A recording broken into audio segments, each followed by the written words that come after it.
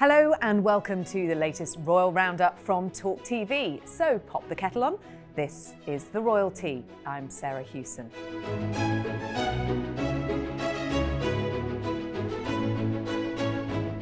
The spare will be there, but his wife will not. Prince Harry is coming to the coronation without Meghan. But is the King's son the least of his worries, with one report that organisers are in a race against time ahead of the big day?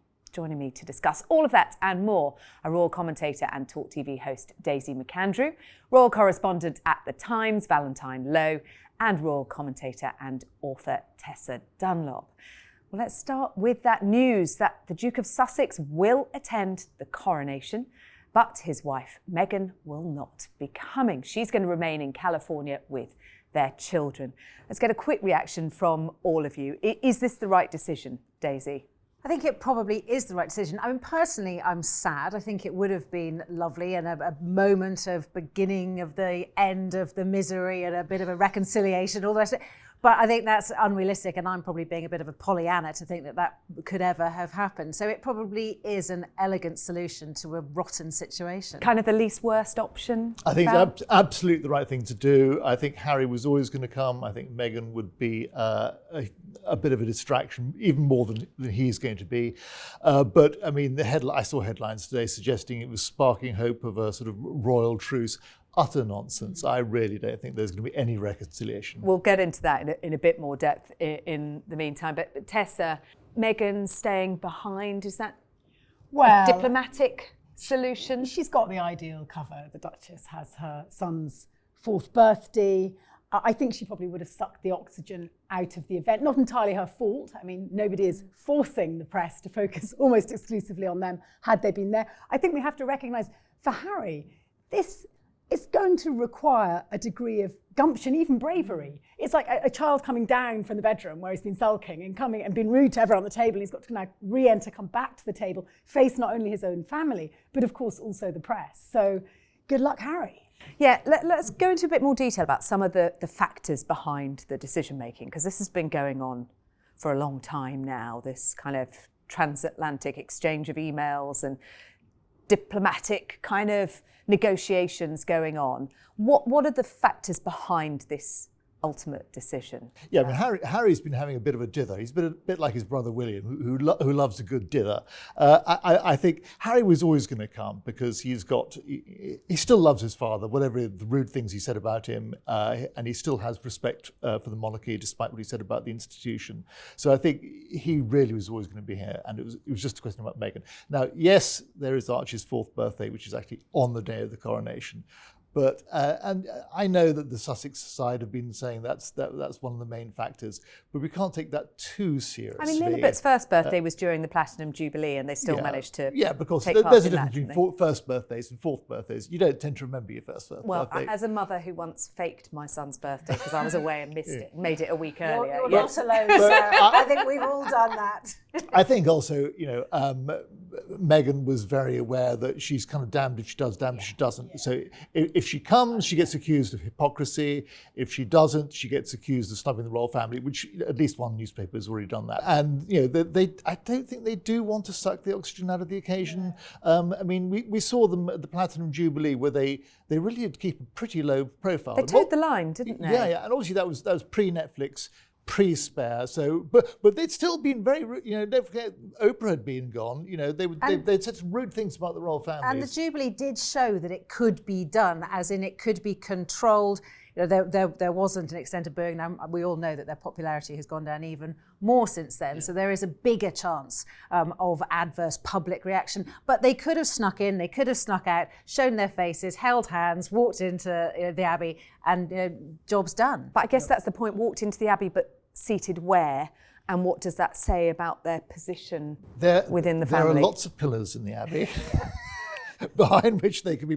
I mean, we saw the elegant choreography of the service at St Paul's Cathedral for the Queen's Platinum Jubilee, where they were just like a row or two back and slightly off to one side. Out of eye line with other by members all of the accounts, family. though, they weren't happy with the seating at the Platinum Jubilee, and I wonder if this delay, because they've spent a month dithering, hasn't been because there have been attempted negotiations, because you get invitations to coronations and invitations, and whether in fact the invitation they got wasn't quite what they wanted. This is purely me speculating, but I notice others have done the same. You know, if they're going to be included in the procession, where they would have been seated in the Abbey, and whether that lived up to their expectations. Harry made it quite clear in his Christmas interviews going with his book, or post-Christmas interviews, that, you know, it was a long way till the coronation and there was a lot that could be sort of agreed on. And this suggests to me this sort of thin compromise that they didn't really get what they wanted, the Sussexes. Yeah, well, he certainly didn't get any apology. There was talk about him wanting an apology from Charles and from William, and that has certainly not happened. What is the state of relations?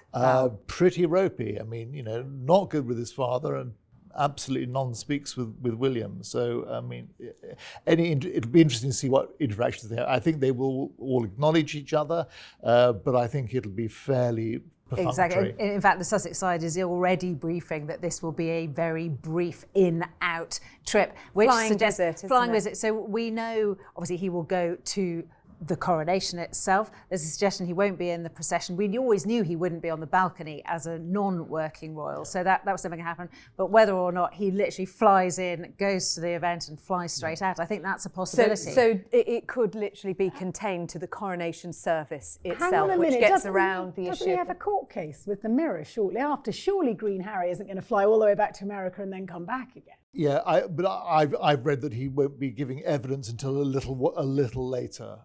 He might want to get back in time for Archie's birthday, join in the celebrations. That gives him a good reason to get out again. And we already knew that he wasn't going to be, well, I say we already knew. We're expecting him not to be a part of the procession or balcony appearance anyway. I've seen documents, rehearsal documents, that do not have him in the procession. Now, you know, things can change.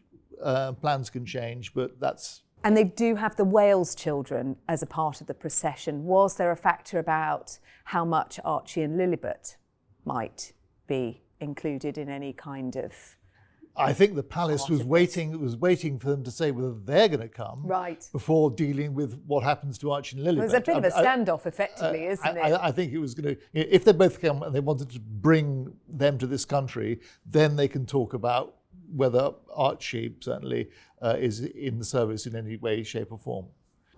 I mean, to be fair, he wasn't in the procession because he hadn't accepted the invitation. Maybe now the procession will be revised, but I very much doubt it. I'm not sure that's right, because of course the palace was working on the assumption that they were going to be here. That's what we were told. The working assumption was they come, because it's easier to remove them if they say no than to put them in at the late stage when they suddenly say yes. And I do think the Archie and Lilibet element is significant, because we know, lots of briefings and evidence to show that Charles is very fond, loves very much his grandchildren and even his step-grandchildren, which have a role in the coronation. And so the fact that he still hasn't met Lilibet, the fact that Archie presumably wouldn't recognise him apart from seeing him on stamps, must be a significant sadness for them. And the fact that they couldn't have brought them over, had a tea party in Frogmore like they've done before, seen Charles begun to thaw relations. Did he get to meet Lilibet at the Platinum Jubilee? There was one small meeting at the Platinum Jubilee. I seem to remember being told he was delighted to have finally been able to meet her, but that's it. That's it. Yeah. That's it. And this could have been an opportunity. Not really, I guess he was very busy. Totally busy. He's not a young man, Charles. He's flat out for 4 days. This is his big moment. He's waited 7.5 decades for. It's really not the time to be coochie-cooing with a couple of toddlers. I would suggest that would be better done in, California in August, if they've got gaps in their calendar. I think it's sad. I find that element of it sad. And given that he gave Meghan away at her wedding, which was a moment. And it's said to have been very positive. It was a really poignant He stepped moment in for her at that point in her life when she needed him. And she talked publicly about how much that meant to her. And also, it just, the visual, it did speak 1,000 words, and it gave a lot of people that there was real hope for this family. And so it's a memory a lot of us have from that time. Yeah. You mentioned, Val, what this tells us, and some speculation that perhaps this was a thawing in relations, but the fact that we've just got Harry coming, does that say it all really, as to where we're I at. just don't think there's any thawing. There's no evidence of that, and the fact that we're told it's going to be a brief flying visit suggests there's not going to be much more than that. I think it's going to take a lot more than Harry popping over for a coronation to mend the rift in that family. And given that it's expected to be a brief flying visit, Daisy, we're not going to have any of the kind of summits in the grounds of Frogmore House.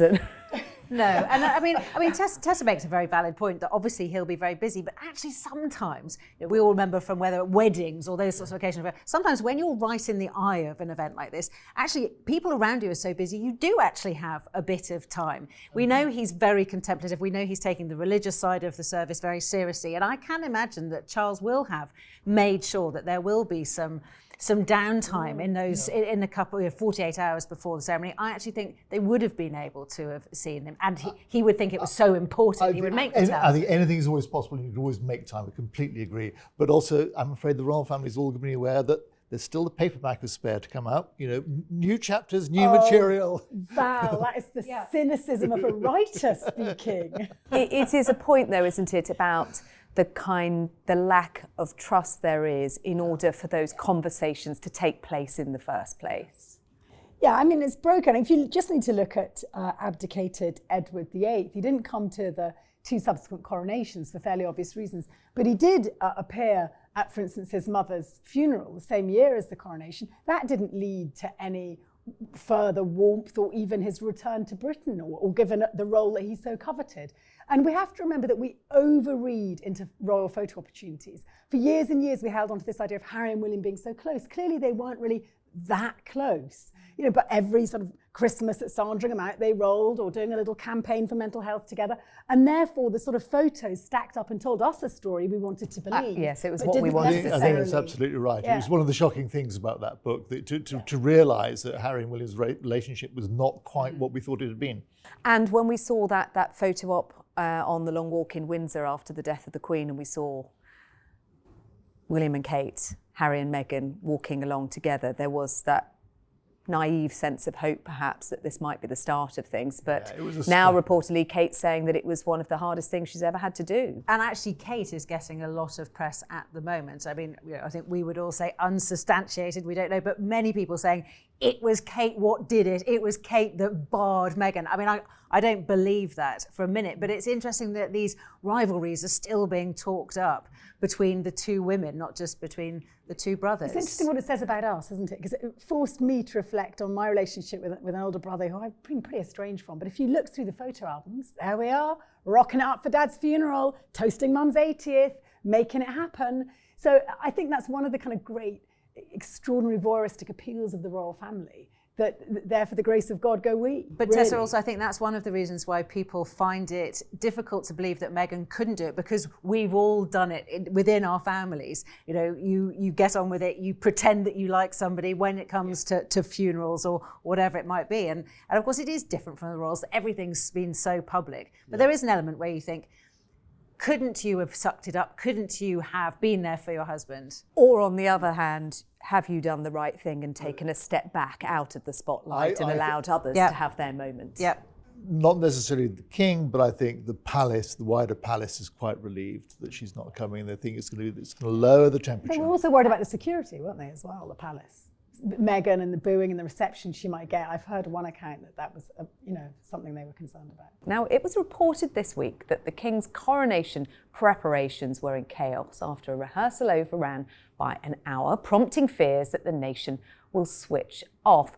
Val, do you get the sense that there is panic at the palace, or is this just what's to be expected at this stage in proceedings? I mean, I think this is what rehearsals are for, to iron out the problems. You need a bad dress rehearsal, don't you? Yes, and also if you look back at the history of coronation in this country, they have all gone wrong. They've all gone wrong somewhere on the day. I mean, there have been some absolute disasters. What kind of things? Opening crowns on the wrong way round. and then most famously, of course, was George IV's coronation, where he'd banned his wife, Caroline of Brunswick, because he hated her so much. But she turned up and he was banging on the door, demanded to be let in, and they shut the door in And her she had face. huge public support. Yeah, didn't yeah. she, at the time? She was considered, sort of early girl power.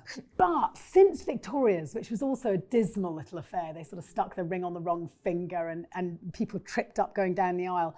I think we've deliberately got better with the grandstanding at the beginning of the 20th century, the sort of great imperial competition between St. Petersburg, Berlin, London, needing to get our act together. We kind of ramped up the spectacle, the pomp, the pageantry, starting really with Victoria's Golden Jubilee. And I think that's why we sort of puff up our chest and go, nobody does it better. And I'm like, yeah, but nobody else has one of the great extant dynasties any longer. Like we do stand alone, because if you think all the rest was sort of washed away with the tide of time and war mainly.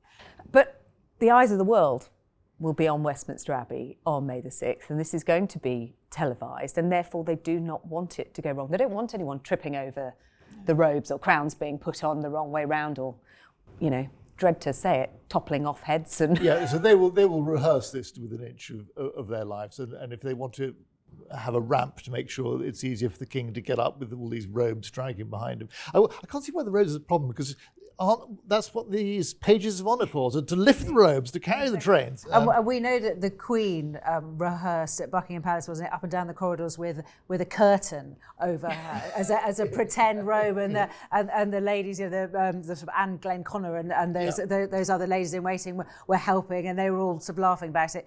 But there is something about the King, of course, with the Queen being so young at her coronation, she had such sort of goodwill, and she was fresh-faced and inexperienced. The King is the opposite. He's very, very experienced, and I think it's with that comes slightly different pressure. Obviously, he's a man in his mid-70s rather than a woman in her 20s, and he's also got that slight Eeyore element to him, which people sort of expect things to go wrong for him. And people have already been saying to me, oh, you remember his wedding had to be postponed because of the Pope, and that's probably going to happen again, and the Pope's been hospitalized, and it'll obviously rain because it's the King. You sort of think, God, this poor man. The weather isn't his fault. But of course it poured for the Queen. It was going to say, it did in 1953, yes. What about the women's outfits? Some suggestion that there's now scrambling to get their outfits organised, 3 weeks to go. Because they all just went for Norman Hartnell at the Queen's coronation. He sort of came out with his little ceremonial boxy numbers. I always thought it was horribly overrated. But Margaret could look good in anything. She could look good in an old sock. And I think now it's a bit different. So Camilla's gone for Bruce Oldfield again. She obviously made a sort of stunning appearance post-pandemic, didn't she, at the Bond premiere in a sort of, was it a dove blue, amazing sort of sparkling She also wore number. Bruce Oldfield in Germany on the state visit, didn't she? Yeah. Yes. And they have that sort of connection. He's the same age as her. He goes back to Diana, in fact, so there's a tie-in there. What Kate does, I'm none too sure. Presumably she goes with a British designer, but not the same one as Camilla, and moves. Also, is it daytime or is it evening? Is it gown or is it hat or is it tiara? These are questions that I think they're going to leave us waiting. Sort of little tidbits that will be unraveled. There has been tiara talk this week, hasn't there, about who's wearing tiara, and then before that there was talk about obviously which members of the House of Lords would be going and what types of ermine they would be wearing, or whether they would do the traditional, and whether stockings would be worn, and all these things. Because we kept being told this is going to be more modern, but it's still going to look very, very oldie-worldy. And will the peers have their coronets, and will they be keeping their sandwiches in them?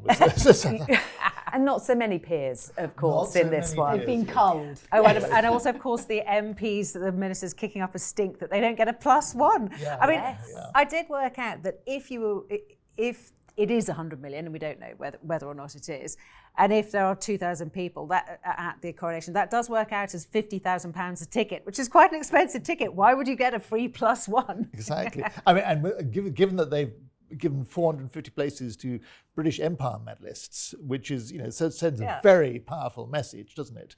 That's a quarter. That's 450 members of the great and good who are out. Yeah. And what about, we've got members of European royalty. We've got Denmark's Crown Prince Frederik and Crown Princess Mary. We've got Prince Albert and Princess Charlene of Monaco confirmed.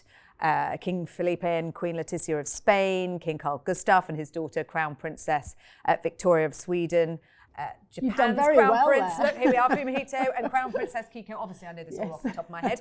They're all confirmed to attend, but it isn't a given that heads of state actually attend an event like this, is it? No, and of course, in previous coronations, you did not have crowned heads there. It was. Why not? What's the... I think because I'm sure Tessa will answer this better than I, but I think it's to do with, it's a sacred bond between the monarch and their people. And the monarch and their god, they're divinely appointed after all. Yeah, they send their representatives or their children or heirs to the throne. And there's wonderful accounts actually of, for instance, I mean, one worry is, and we talk about, the Queen bought goodwill because she was so young in her mid-20s. Charles is properly old. And if you think, he was 60, I think, Edward VII, when he finally was coronated, and it was all postponed by 6 weeks because he had to have an operation. Everything went horribly wrong and he was ill, and he was absolutely determined to make it to the church on time and no. And there were all these royalty rocking around in London, wondering what to do with themselves. Most of the really big guns went back to Europe, and it therefore became this sort of very much Commonwealth spectacle, which in some ways worked. But I do think we need to wrap Charles up in tissue paper. I think that he's more vulnerable in many ways than his mother was. I would much rather be a 26-year-old out there in the moment and rather than a 74-year-old. For those of us who don't make the guest list, what are we going to see? Because we know it's going to be televised. That there's been suggestion at one point that we were going to see the anointing for the first time, but now reportedly Charles has had a rethink. On that very sacred part of the ceremony. I haven't had a chance to confirm that yet, but it sounds entirely plausible that that's his mother. We didn't see the anointing. That was done under a canopy. There's a canopy, so I think, I'm prepared to believe that we won't see. And there were stories that there was a new canopy being created by seamstresses and tapestry artists, and that it was going to have a see-through roof, and that was how we were going to be able to see in. Now, if that had actually been being made, that would have taken years. It couldn't possibly be something that would be decided at the last minute. But also, a canopy with a see-through, it sounds incredibly, it sounds like a Nissan with a sunroof. Yeah, That's awful. Yeah. I think that's fanciful. It's worth bearing in mind, of course, that the Queen very reluctantly gave into the idea of television. Philip has always been credited as the moderniser who managed to persuade his wife, but the pressure came from the press. 1953, this was going to cost us an absolute arm and a leg, and Churchill, Prime Minister at the time, was forced to revisit it with the Queen, with the Archbishop, and she gives into it, but doesn't want close-ups. She'd never had any televisual close-ups. So that we got as much as we did in 53 was seen to be very lucky. And now with Charles, I think almost by keeping it sacred, it looks like he's honouring one of those ancient traditions. And it gives him a bit of a break, doesn't it? What about another significant moment, the balcony appearance and the line-up for that? What do we know who's going to be? Well, it's just it hasn't been confirmed, but we know it's just going to be working roles. It's going to be the close, so no Harry. No Andrew. No Andrew. No Beatrice and Eugenie, presumably. But the closest ones. So the Edinburghs, as we now have to remember to call them, rather than the Wessexes, they'll be there. So we are expecting the little ones, though. Well, the hasn't children. it been described as the heart? Those that represent the heartbeat, the ones that really get on and keep the monarchy and the royal family going, and the future, which kind of brings in the Wales children. Yeah. What about also the honorary page boys? Because if you look back at former photographs and balcony shots, often the maids of honour and the page boys did get a look in on the balcony. I don't know. I see it as being much slimmed down in terms of what kind of vision that presents of. But we're Charles's expecting monarchy. fewer balcony events as well, because didn't the Queen actually throughout the course of the day do about 7 in the end? They weren't meant to have. It just kept coming back and back. I guess that's all to do with demand as well, isn't it? Yes. Yeah, exactly. To what extent is the crowd? The crowd might have been clamouring for an appearance by the Queen back in 1953. Possibly less so for the King. I think we have to remember that. You've referred to it as a global event and all that. It is not a global event in the same way that it was in 1953. It's not got the magical alchemy of combining with this new invention television. It's not got the runaway Hollywood appeal of a young, beautiful couple like Elizabeth and Philip. And Britain slipped down the world rankings, and we can't duck away from that. But let's not forget it is a once-in-a-generation experience. We must talk about the transport and the details we've had to and from the ceremony. We've got a change here because the King and Queen Consort are going to be taking the Diamond Jubilee State Coach, which was built in Australia to mark the late Queen's 60th anniversary on the throne, instead of the traditional Gold State Coach to Westminster Abbey. They will use the Gold State Coach, though, for the return journey.